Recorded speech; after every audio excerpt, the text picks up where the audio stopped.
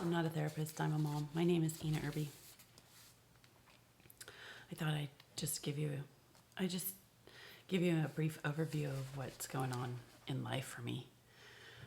I have my coffee, so I won't do this really quick. I mean, like I normally do. I do it quick too because I don't want to talk too much. We all are really busy, right? And we don't have time. We just don't have time. And I want information quick and easy. And so I don't really give you too much about what's going on around me. But we're doing good. I hope you are too. I think it was 241 days on Sunday that I've been out of the organization. So let's see. I don't really know what that is exactly today. Well, let's see, because I'm tired. Oh no, it's 240 days on Sunday. So 1, 2, 3, 4, 244 days. There we go. I've been out officially 244 days. I don't think I've ever done that where I wasn't consistent at meetings. I was one of those sisters that never missed a meeting. I did have some health issues, but I still would listen in. And it's interesting to know that I could survive without going to a meeting. I think that was, I can't believe I haven't gone. Nope. No meetings, no conventions, no memorial, no service. I enjoyed going to the memorial, and I enjoyed going to circuit assemblies and district conventions. And I enjoyed going to the meetings. I would learn little bits and pieces, but not enough. And so that is something that I'm doing now. I'm doing my Bible reading, and that's been very enlightening. And I have to say, that scripture that says they believe the lie, that scripture just comes out just blaring that they believe the lie. The lies that they tell us about the end of this world and how it will come. And I do believe that there's going to be some sort of, from what I read in the scriptures, that there's going to be some sort of accounting. Yeah, of course, when it comes to religion and their leaders. And I used to think, Jehovah's Witnesses will be spared from that.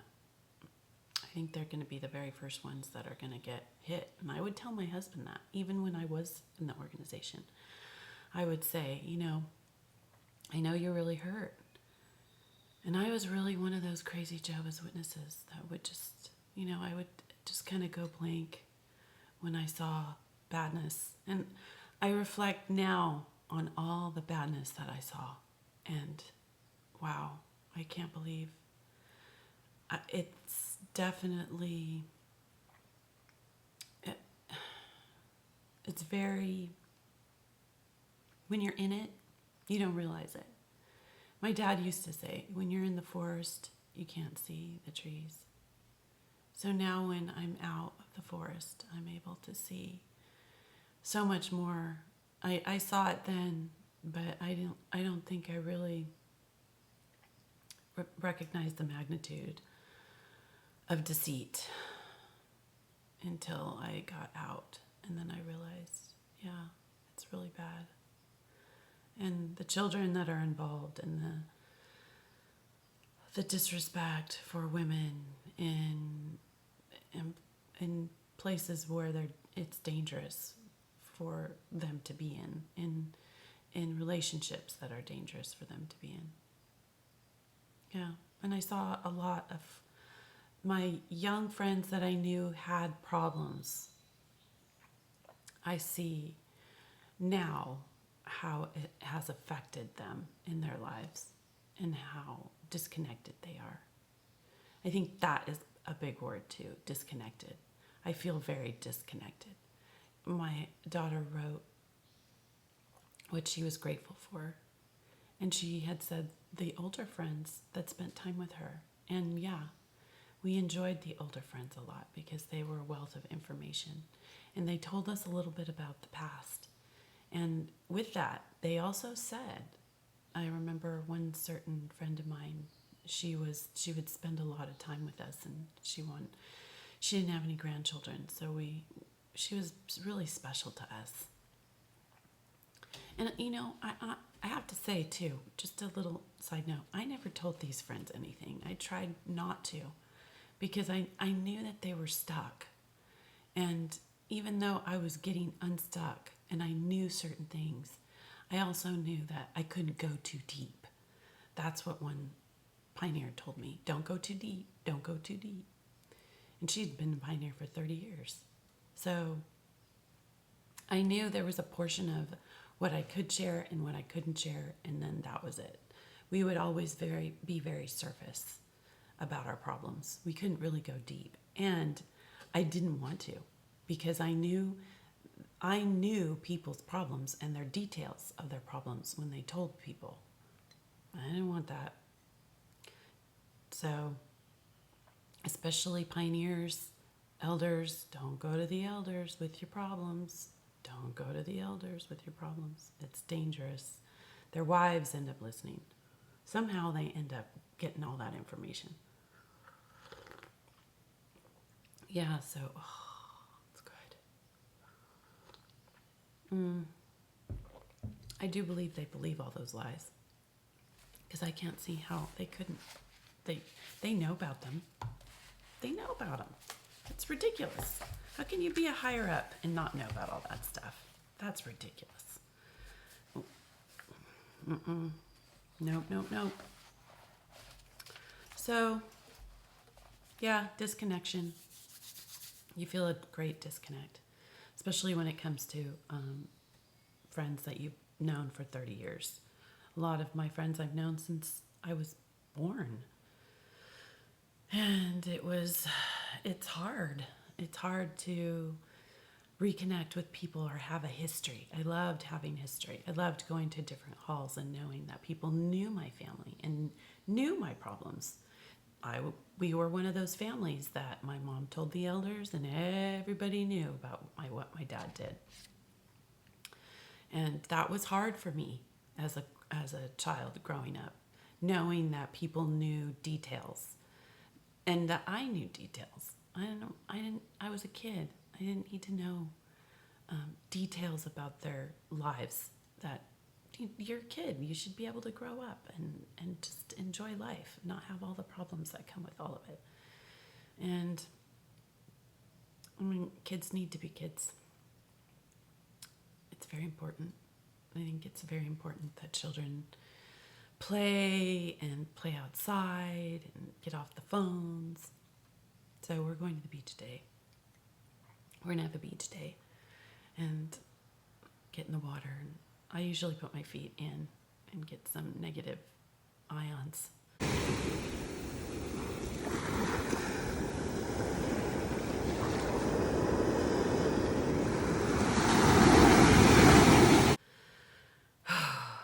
Be gentle with yourself. Just remember that. Just be gentle wherever you are. I notice too that from time to time I go to a study group on Sundays. And I notice that some people that have been in that study group for 10 years are in still so much pain. They're still disconnected. So, whatever it is that makes you feel connected. From my husband, during the time that I was in, and very deeply in, and very harsh, he would go biking in the mountains around us and connect that way. For me, it's the ocean, because I'm very close to the ocean. We're about 3 miles, but we have to go up these big hills. So we take the canyon into the 133 and onto PCH, and then we go to one of the local beaches there. Just getting in the water and seeing the magnitude of water in that ocean is very helpful. To see that there's something a lot bigger than ourselves, and that's what's beautiful sometimes. That there's things that we can't control. That's okay.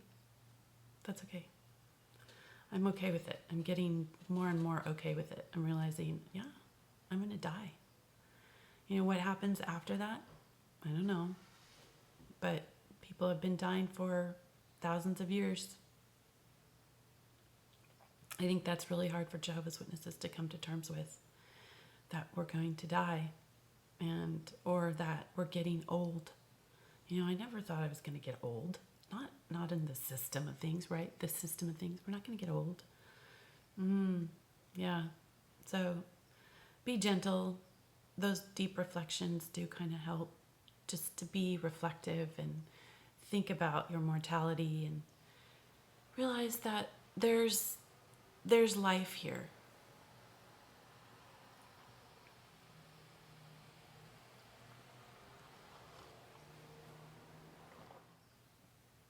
Being reflective and thinking that the world is good and there are people that you can connect with. My sweet neighbors.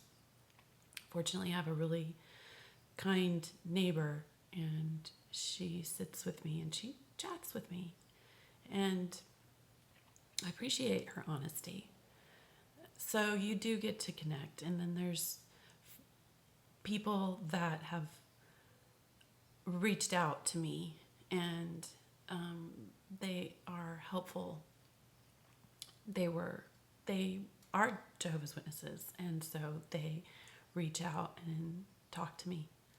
And so that is really helpful when you have someone that will step out and not be afraid to talk to you, and who are quietly leaving and have left already mentally way before you. And that's what I'm realizing. There's people that have left way before I did, and I didn't even know.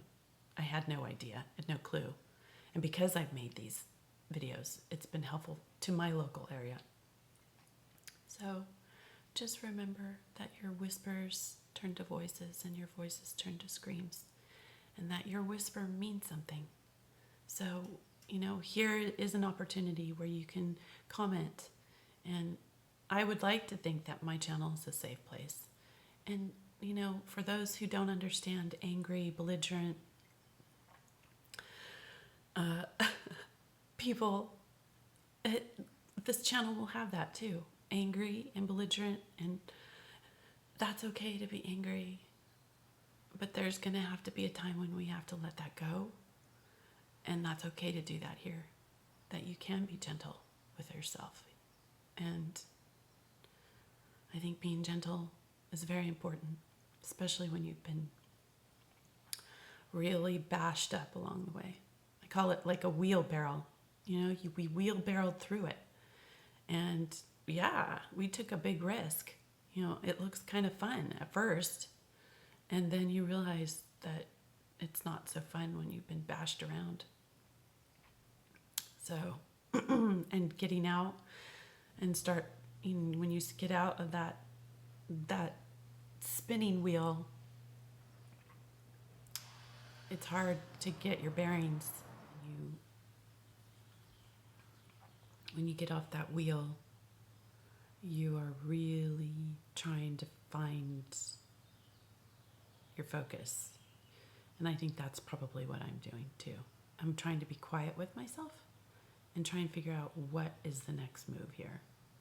So my kids are very, very important. So I try and make sure that they're getting the proper attention. And I know they're hurting too. So it's, you know, it's hard for people. Doesn't matter what age you are. That disconnection is felt, and that anger, and the criticism, self-criticism, and the confusion. There's a lot of confusion. So just be gentle. That's really important, to be gentle with yourself.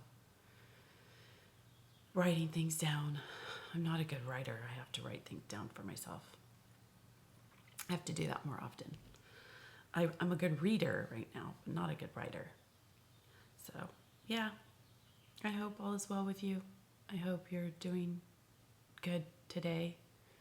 And it's 1 minute at a time. It's not even one day at a time. It's 1 minute. So thank you for spending it with me. I hope you're getting better. And if you're alone, well, just know that you're not. And there's a lot of groups to connect with that are out there. Facebook, I know that a lot of the people that have left, when I read their experiences, I realize I'm not alone. There is a big world out there. And some people have just left and are fine with it. You know, they don't look back. And they don't seem to be that intense about going back and figuring it out. They just leave. I would imagine, though, it comes back, because anything that we don't ever seem to fix as a human being, it kind of comes back to haunt us. Like a lot like death. When somebody dies and you don't mourn, I don't know what that is, but if you don't mourn properly, it haunts you. So they eventually kind of come back somehow and fix it, even if it's 10, 15 years that they want to do that, or that they come to terms with certain things they hadn't come to terms with. They realize that they need to fix. So I hope this helps you on your healing journey so you don't feel alone. Enjoy your family. Focus on your family if you don't have anything else. And if you don't have that, focus on yourself. And people come along the way to help. You'll find it. I promise. You'll find it. You'll find it. It'll come. It'll come. Just being here helps. It helps. You can hear the birds. All right, I'll go ahead and go on with my little bye. Just in case you don't want to hear it, it's fine. Follow your bliss and be good humans.